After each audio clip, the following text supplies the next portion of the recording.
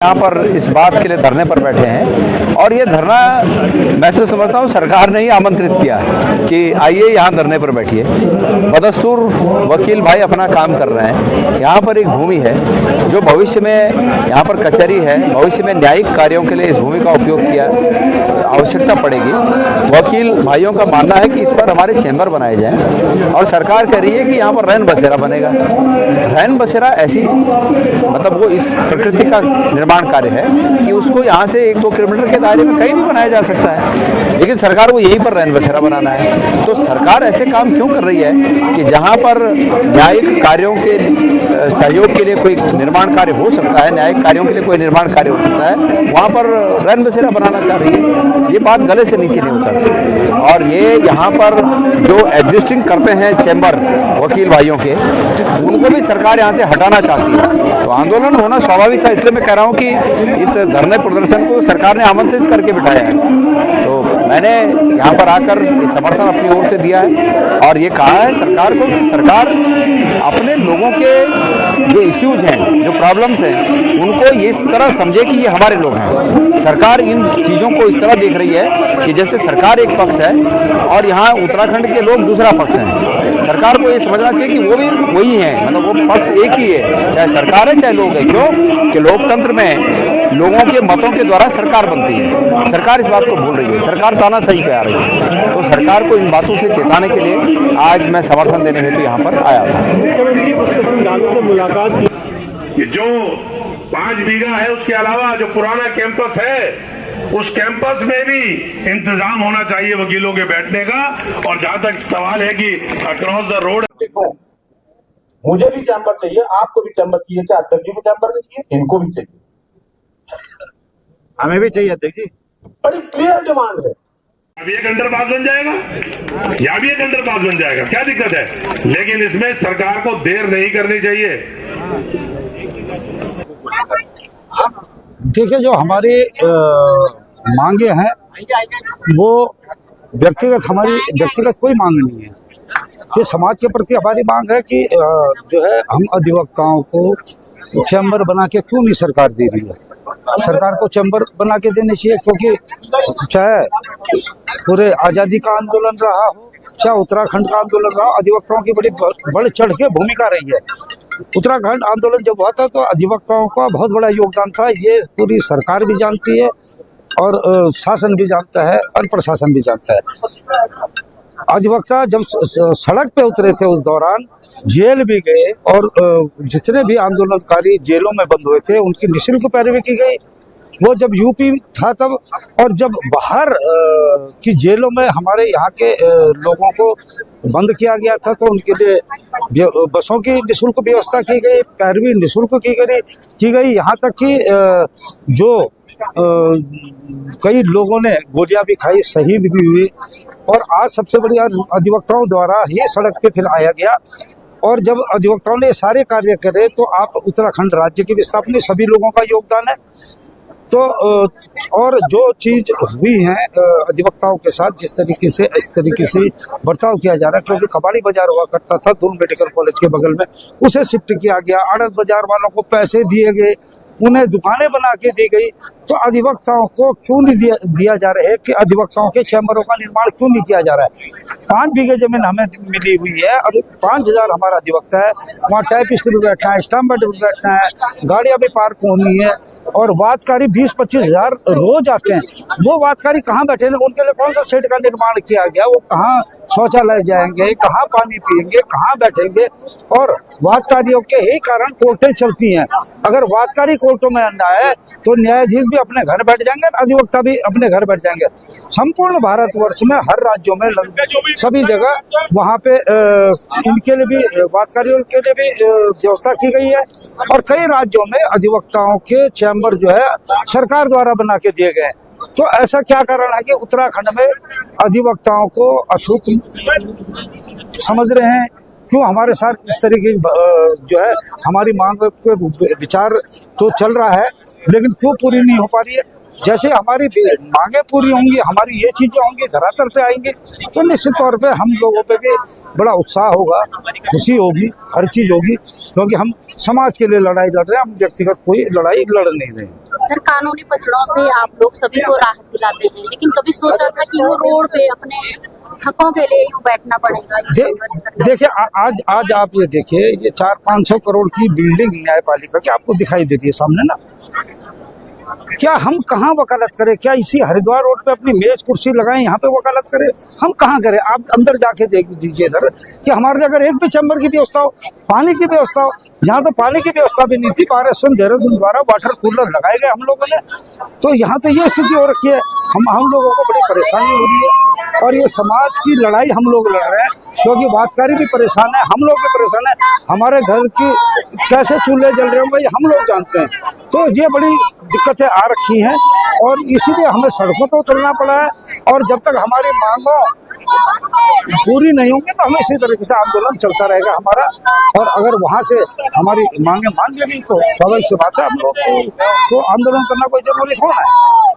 Sir, आपको कांग्रेस ने खुले तौर पे समर्थन दिया है। उन्होंने कहा है कि जो भी स्थिति होगी आंदोलन की, जो भी आगे की रणनीति होगी, उसमें हम बढ़ चढ़ करके है अधिवक्ताओं का साथ देंगे। इसको आप किस रूप में देखते हैं?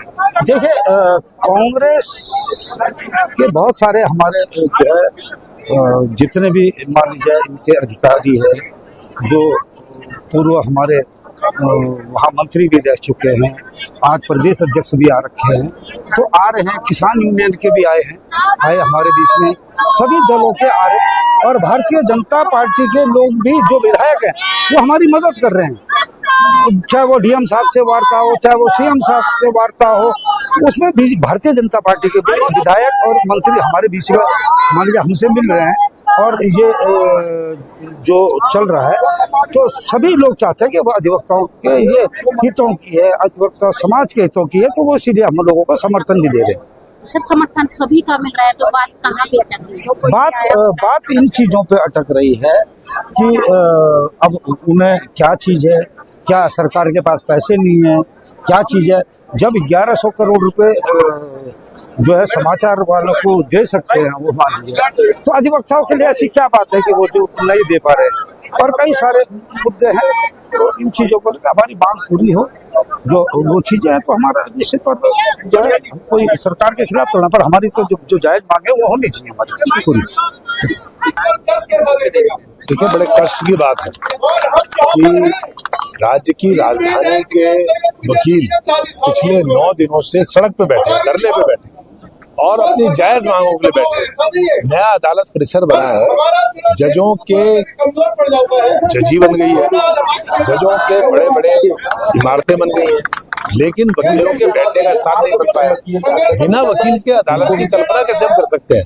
अदालत तभी है जब वकील है, और अगर वकीलों के बैठने का इंतजाम नहीं है, ये सरकार की जिम्मेदारी है, राज्य की सरकार की जिम्मेदारी है। राज्य की सरकार को बाकायदा अपने खर्चे से पूरे चैम्बर्स बनाने चाहिए, और चैम्बर्स के लिए जो जमीन 5 बीघा दी गई है वो कम है, नाकाफी है, उसको बढ़ा करके आने वाले 5000 जो वकील वर्तमान में, भविष्य में आने वाले समय में जो वकील होंगे और संख्या बढ़ेगी, तो जगह बढ़ानी चाहिए। जो सिविल परिसर है उसमें नए चैम्बर्स बनने चाहिए, और हम इस बात के लिए पूरी प्रदेश कांग्रेस कमेटी की तरफ से समर्थन देने आए हैं, राज्य की सरकार से मांग करने आए हैं कि तत्काल वकीलों की बात सुन करके उस पर कार्रवाई करें। अगर कार्रवाई नहीं करेगी तो वकील आंदोलन का जो भी रास्ता तैयार करेंगे, उत्तराखंड प्रदेश कांग्रेस कमेटी पूरी ताकत के साथ उनके साथ आपको निर्णय करना है, आपको एजेंडा सेट करना है, हम नहीं है, हम बाहर से समर्थन करने वाले हैं, लेकिन हाथ जोड़ करके ये सरकार जो आश्वासन वाले, मैं अपनी पार्टी की ओर से मांग करता हूं आपके साथ कि जो 5 बीघा है उसके अलावा जो पुराना कैंपस है, उस कैंपस में भी इंतजाम होना चाहिए वकीलों के बैठने का। और जहां तक सवाल है कि अक्रॉस द रोड, मुझे भी चैम्बर चाहिए, आपको भी चैम्बर चाहिए, क्या अध्यक्ष जी को चैम्बर नहीं चाहिए? इनको भी चाहिए, हमें भी चाहिए अध्यक्ष जी।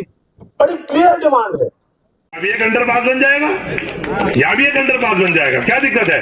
लेकिन इसमें सरकार को देर नहीं करनी चाहिए।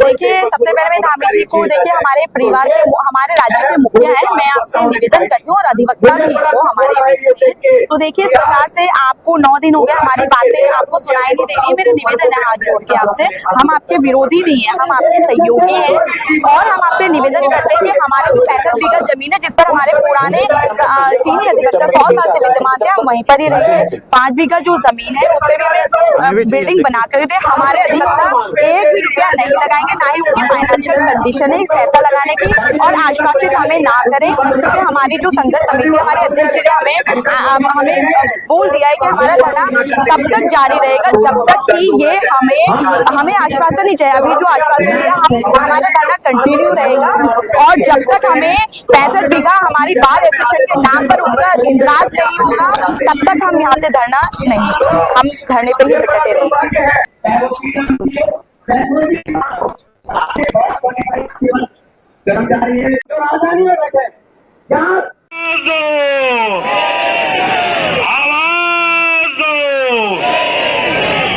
और भैया आश्वासन पे मत आना।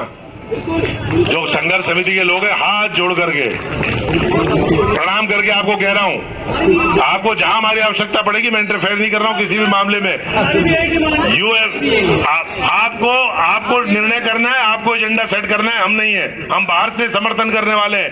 लेकिन हाथ जोड़ करके ये सरकार जो आश्वासन वाले, मैं अपनी पार्टी की ओर से मांग करता हूं आपके साथ कि जो 5 बीघा है उसके अलावा जो पुराना कैंपस है उस कैंपस में भी इंतजाम होना चाहिए वकीलों के बैठने का। और जहां तक सवाल है कि अक्रॉस द रोड, मुझे भी चैम्बर चाहिए, आपको भी चैम्बर चाहिए, क्या अध्यक्ष जी को चैम्बर नहीं चाहिए? इनको भी चाहिए, हमें भी चाहिए अध्यक्ष जी। बड़ी क्लियर डिमांड है। अभी एक अंडरपास बन जाएगा या भी एक अंडरपास बन जाएगा, क्या दिक्कत है? लेकिन इसमें सरकार को देर नहीं करनी चाहिए। देखिए बिल्कुल, और जो आज सरकार है, जो उत्तराखंड सरकार बैठी हुई है सत्ता में, वो पता नहीं सत्ता के जो नशा है उसमें मग्न हो करके जो घूमने का कार्य कर रही है वो नशे में है। यही वजह है, आपने देखा कि अभी एक धरना खत्म नहीं हुआ परेड ग्राउंड पे जो नौजवानों का था, दूसरा धरना शुरू हो गया।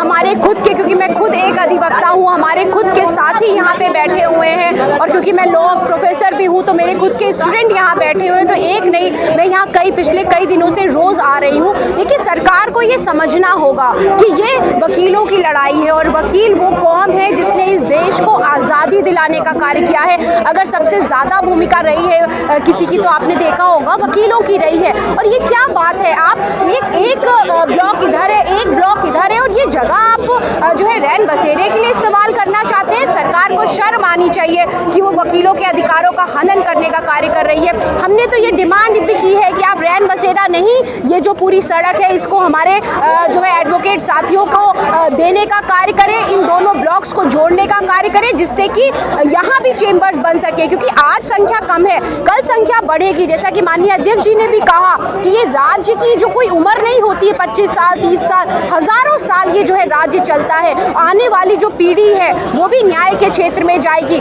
जस्टिस दिलाएगी लोगों को। कहाँ बैठेगी, उसके चेंबर कहाँ बनेंगे, कोर्ट कहाँ बनेंगे? जैसे जैसे पॉपुलेशन बढ़ेगी हमें हर चीज़ों की आवश्यकता है, तो सरकार को अपनी हठधर्मिता त्यागनी पड़ेगी और वकील भाइयों की जो बातें हैं हमारे साथियों की वो माननी पड़ेगी। नहीं तो ये जो बिल्कुल सही कहा एक साथी ने कि ये काला कोट हमने पहना है, जिस दिन हम ये काला कोट उतार देंगे उस दिन ये सफ़ेद जितनी भी लोगों के कपड़े हैं वो लाल रंग में कन्वर्ट हो जाएंगे। और ये होगा क्योंकि वकीलों का जो संघर्ष है ये देखने का कार्य किया है आपने, हमें आज़ादी दिलाई है, तो ये संघर्ष अपने लिए अपने अधिकारों को छीन के ले सकता है। आप एक महिला नेत्री हैं, आज आयरन लेडी इंदिरा गांधी का भी जन्मदिन है और इस आंदोलन को एक महिला के तौर पे आप किस रूप में देखते हैं और एक कांग्रेस नेत्री भी है, तो इसको किस प्रकार से आप देखते हैं? देखिए, पहले तो आज मैं अपने श्रद्धा सुमन अर्पित करती हूँ हमारी लौह महिला, जिसे लौह महिला के नाम से जाना जाता है, जिन्होंने विश्व का नक्शा बदलने का कार्य किया। तो मुझे लगता है किसी में आज पूरे विश्व में किसी भी नेता में इतना जज्बा नहीं है कि वो नक्शा बदलने